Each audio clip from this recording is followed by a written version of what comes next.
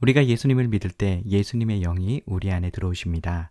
우리 안에 오셔서 우리와 늘 함께 살고 계세요. 그래서 그리스도인이란 주님의 임재를 가지고 다니는 그런 사람입니다.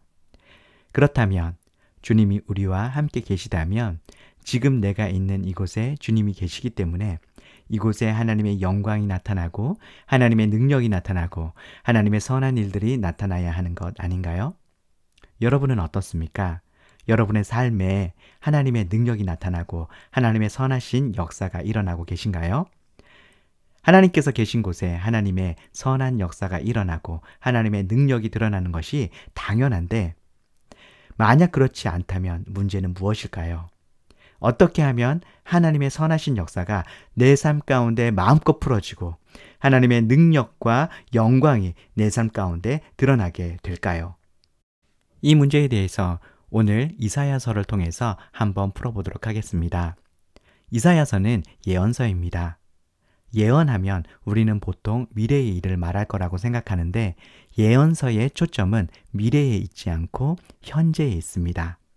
제가 현재라고 하는 것은 예언자가 예언서를 기록할 당시를 말하는 것입니다.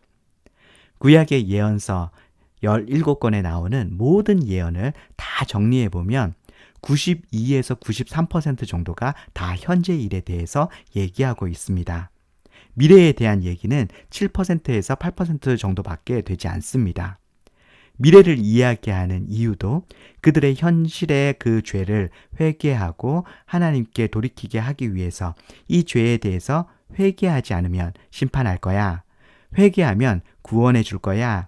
이런 식으로 현실의 문제를 다루기 위해서 미래에 올 심판과 미래에 올 구원에 대해서 얘기하는 것이라고 하는 것입니다.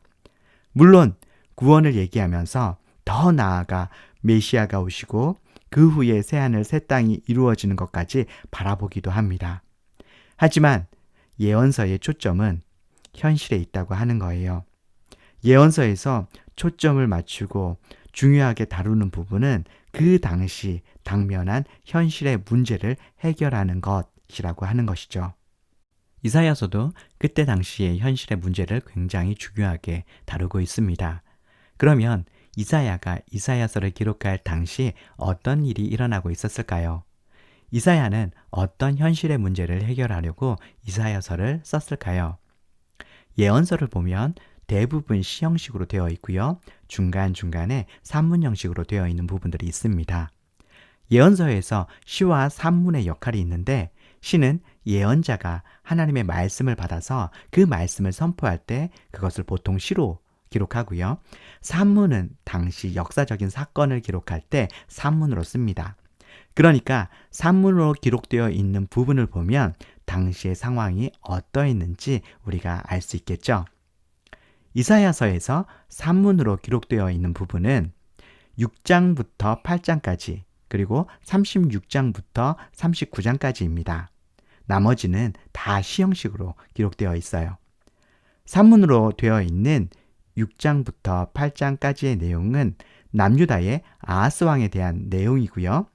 36장부터 39장까지의 내용은 아하스 다음으로 왕이 된 히스기야에 대한 내용입니다. 남유다의 아하스 왕 당시 아수르가 굉장히 강해져서 자꾸 남쪽으로 내려왔습니다. 그런데 아수르와 바로 남쪽에 맞닿아 있는 나라가 아람이었고요. 그 다음이 이스라엘이고 그 다음이 남유다였습니다. 그래서 이 나라들이 혼자서는 아수르를 막아낼 수 없으니까 함께 힘을 합쳐서 아수르를 막아내자라고 하면서 아람과 북이스라엘이 먼저 동맹을 맺었어요. 이게 반아수르 동맹이죠. 그리고 남유다에게도 이 반아수르 동맹에 들어오라고 제안을 했습니다. 이때 남유다의 왕이 아하스 왕인데 이 아하스 왕이 따져보는 거예요. 어느 쪽에 붙는 것이 살 길인가? 아람과 북이스라엘 쪽에 붙을 것인가? 아니면 아수르 쪽에 붙을 것인가? 아무리 생각해봐도 내가 아람과 북이스라엘 동맹 쪽에 붙는 것보다 아수르 편에 붙는 것이 더 좋겠다 싶은 거예요. 그래서 남유다의 아하스 왕이 우리는 반아수르 동맹에 참여하지 않겠다라고 한 것입니다. 그리고 났더니 아람과 북이스라엘에게 어떤 문제가 생기냐 하면 위에는 아수르, 밑에는 남유다라는 적이 생겨서 적들에게 샌드위치처럼 쌓여버리는 그런 상황이 된 거죠. 아수르와 싸우는데 뒤에서 남유다가 치면 안 되잖아요. 그래서 아수르를 막기 위해서는 남유다부터 처리해야 되겠다 싶은 거예요. 이 반아수르 동맹을 맺고 있었던 아람의 르신 왕과 북이스라엘의 베고아 왕이 그래서 남유다로 쳐내려오게 되었던 것입니다. 사실 아람과 북이스라엘이 남유다의 아하스 왕에게 반아수르 동맹을 맺자고 제안했을 때 하나님께서 이사야 선지자를 아하스 왕에게 보내서 다른 것 의지하지 말고 하나님을 의지해야 된다고 했습니다. 그런데 아하스 왕은 하나님을 의지하지 않고 아수르를 의지하고 아수르에게 도움을 요청했습니다. 그리고 아람과 북이스라엘의 제안을 거절한 거죠. 이로 인해서 아람과 북이스라엘 연합군이 남유다로 쳐내려왔고 남유다가 이 연합군에 의해서 엄청나게 깨집니다. 하룻밤에 12만 명의 남유다 군사가 다 죽고 굉장한 어려움을 겪었습니다. 그러니까 이사야서 7장에서 8장의 이 산문의 내용은 아하스가 하나님을 의지하지 않고 다른 것을 의지하다가 낭패를 본 그런 내용인 것이죠. 이후 아수르에 의해 아람과 북이스라엘은 멸망했습니다. 아수르가 아람과 북이스라엘 먹고 그것으로 만족했을까요? 아니요. 계속 남쪽으로 남유다도 먹고 이집트도 먹고 계속해서 더 세력을 확장하려고 했겠죠. 그래서 이제 남유다 차례가 된 거예요. 아하스 왕 다음 남유다의 왕이 된 사람은 히스기야입니다. 히스기야는 이제 큰일이 난 거예요. 아수르가 계속 남하하면서 아람 멸망시켰고 북이스라엘 멸망시켰고 이제 남유다 차례가 된 거예요. 이때 남유다의 왕이 된 히스기야는 뭐 해야 할까요? 아수르의 공격을 막아낼 그런 준비를 해야 되겠죠. 그런데 남유다에는 누가 계시죠? 하나님이 계세요. 그리고 이스라엘 백성은 하나님의 백성이에요. 여러분, 이스라엘이라는 뜻이 무슨 뜻인지 아세요? 하나님이 다스리신다. 하나님이 대신 싸워주신다 라는 뜻입니다. 그러니까 남유다에 하나님이 계세요. 남유다의 적은 하나님이 대신 싸워주세요. 그런데 북이스라엘은 멸망했습니다. 하나님이 대신 싸워주시지 않으신 거예요. 그러면 왜 하나님이 북이스라엘을 위해서 싸워주시지 않았을까요? 북이스라엘이 하나님을 믿지 않아서요. 하나님을 의지하지 않아서요. 그 백성이 하나님을 온전히 믿지 않으면, 하나님만을 의지하지 않고 하나님 말씀에 순종하지 않으면 하나님께서 그곳에 함께 계신다 해도 하나님께서 대신 싸워주시지 않으신다고 하는 것입니다. 그래서 이스라엘 백성이 전쟁에서 승리하기 위해서는 반드시 하나님을 믿어야 해요. 하나님을 의지해야 해요. 하나님을 믿고 의지하는 것이 전쟁을 준비하는 가장 중요한 방법입니다. 그런데 히스기야는 어떻게 한 줄 아세요? 성을 더 튼튼히 쌓습니다. 그래서 예루살렘 성이 솔로몬 때보다 히스기야 때 훨씬 더 커지고 넓어집니다. 그리고 또 뭘 하냐면 터널을 뚫었습니다. 예루살렘 성이 산 위에 있어서 천이 요새이긴 했지만 취약점이 하나 있었어요. 그게 뭐냐 하면 성 안에 물 공급원이 없다고 하는 것이에요. 기온샘이라고 하나 있었는데 그게 성 안에 있는 것이 아니라 성 밖에 있었습니다. 그래서 적들이 쳐들어오면 이 샘이 우리의 차지가 되는 것이 아니라 적들의 차지가 되고요. 적이 예루살렘 성을 포위하고 앉아서 기다리고 있으면 성 안에서는 목말라 죽게 되는 것이죠. 그래서 히스기야가 어떻게 했냐면 이 기온샘을 바위로 다 덮어가지고 적들이 와도 마시지 못하도록 묻어버렸습니다. 그리고 이 기온샘 물을 다윗성 안으로 끌어들이는데요. 그러기 위해서 이 다윗성 안쪽부터 기온샘까지 터널을 뚫어가지고 물을 끌어들였습니다. 이 터널의 길이가 570m입니다. 그리고 또 뭘 했냐면 이집트에서 말과 병거를 수입해 옵니다. 당시 이집트의 말과 병거가 유명했거든요. 당시 최고의 무기를 수입해 온 것입니다. 또 이집트와 계약을 맺었습니다. 우리 서로 돕자. 우리 남유다가 뚫리면 너네까지 가는 거야. 순망치한 입술이 없으면 이가 시리다고 우리가 버티고 있어야 너희도 안전한 거야. 그러니까 너희들이 여기 와서 도와주는 게 좋지 않겠어? 이렇게 하면서 아수르가 칠 때 우리를 도와달라고 하는 계약을 맺었습니다. 이렇게 히스기야가 철저하게 전쟁을 준비합니다. 여러분, 왕으로서 히스기야가 잘한 거 아닙니까? 왕으로서 잘한 것입니다. 세상 왕으로서는 아주 잘한 것이죠. 그런데 이스라엘 왕으로서는 이렇게 하면 안 되었습니다. 신명기 17장에 왕에 대한 율법이 기록되어 있습니다. 거기에 이스라엘 왕이 절대로 하면 안 되는 것이 있는데 신명기 17장 16절 그는 병마를 많이 두지 말 것이요 병마를 많이 얻으려고 그 백성을 애굽으로 돌아가게 하지 말 것이니 병마를 많이 두지 말라고 말씀하고 있습니다. 그리고 그 병마를 얻으려고 애굽, 이집트로 가지 말라고 말씀하고 있죠. 그런데 히스기야는 이 하나님의 율법을 어기면서까지 나라의 군사력을 키우려고 사람들을 이집트로 보내서 이집트의 말과 병거를 수입해 온 것을 볼 수가 있죠. 이사야 선지자가 계속 이방 나라 의지하지 말고 하나님을 의지해야 된다고 히스기야에게 말했는데 히스기야는 하나님을 의지하는 것이 아니라 이집트한테 도와달라고 하면서 도움을 요청하고 이집트와 계약을 맺었다라고 하는 것이죠. 그 결과가 어떻게 되었나요?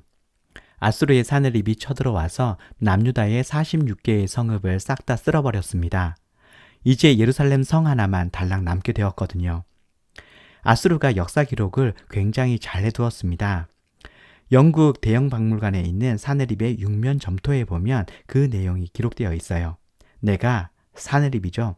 내가 유다의 46개의 성읍을 다 점령하고 히스기야를 새 장의 새처럼 포위했다라고 되어 있어요. 이 엄청난 위기에서 히스기야가 하나님께 도움을 구해야 하는데 또 누구를 의지하냐면 이집트를 의지합니다. 이집트한테 도움을 요청했습니다. 이집트도 도와주러 오기는 했지만 사느립한테 완전히 박살났습니다. 그래서 사느립이 이렇게 말하는 거예요. 이사야 36장 4절 아수르 왕이 이같이 말씀하시기를 내가 믿는 바 그 믿는 것이 무엇이냐 6절 내가 애굽을 믿는도다 9절 어찌 애굽을 믿고 병거와 기병을 얻으려 하느냐 이 말이 지금 하나님이 하시는 말씀이 아니라 사느립이 히스기야에게 하는 말입니다. 이 사느립의 말을 통해 히스기야가 뭘 깨달았을까요? 말과 병거를 얻으려고 애굽으로 가지 말라고 한 하나님의 말씀이 생각났겠죠. 그 하나님의 말씀에 불순종한 게 생각났을 것입니다. 이방 나라 의지하지 말고 하나님 의지하라고 이사야가 그렇게 말해도 이사야 말 듣지 않고 다른 것 의지하고 있었던 자신의 잘못이 생각났겠죠. 그런데 그 말을 이방 왕한테 들으니까 더 비참했을 것입니다. 이때 예루살렘 성 하나 무너지면 이제 남유다도 멸망하게 되는 바로 그 순간 칼이 목에 들어온 이 마지막 순간에 히스기야가 어떻게 합니까? 성전에 나아가서 하나님 앞에 기도하는 것입니다. 하나님 잘못했습니다. 제가 하나님 아닌 다른 것 의지하고 있었습니다. 용서해 주십시오. 이제 다시 주님 앞에 나아갑니다. 주님 의지합니다. 주님밖에 저의 도움이 없습니다. 주님 도와주십시오. 이렇게 히스기야가 회개하고 다시 하나님을 의지하면서 기도했습니다. 결과는 어떻게 되었을까요? 하나님께서 사느립이 이끌고 왔던 아수르의 18만 5천 명의 군사들을 하룻밤에 다 치셨습니다. 여러분은 하나님의 백성입니다. 하나님의 백성은 살아가는 방법, 승리하는 방법이 세상 사람들과 다릅니다. 세상 사람들은 자기 힘, 자기 실력으로 살아가고 자기 능력으로 이기는데 우리는 나의 힘, 나의 실력 의지하고 다른 사람 의지하고 그러면 실패합니다. 우리는 좋든 싫든 간에 하나님의 백성입니다. 하나님의 백성은 살아가는 방법, 승리하는 방법이 세상 사람들과 다르다고 하는 것입니다. 하나님 백성은 하나님을 의지해서 살고 하나님을 의지해서 승리해야 하는 것입니다. 하나님께서는 하나님의 백성과 함께 하십니다. 여러분과 함께 하십니다. 여러분과 함께 계신 하나님께서 언제 하나님 그분의 능력을 나타내십니까? 하나님을 의지할 때 하나님께서 그분의 능력을 나타내시는 것입니다. 그래서 하나님의 백성은 하나님을 의지해야지만 승리할 수 있는 것입니다.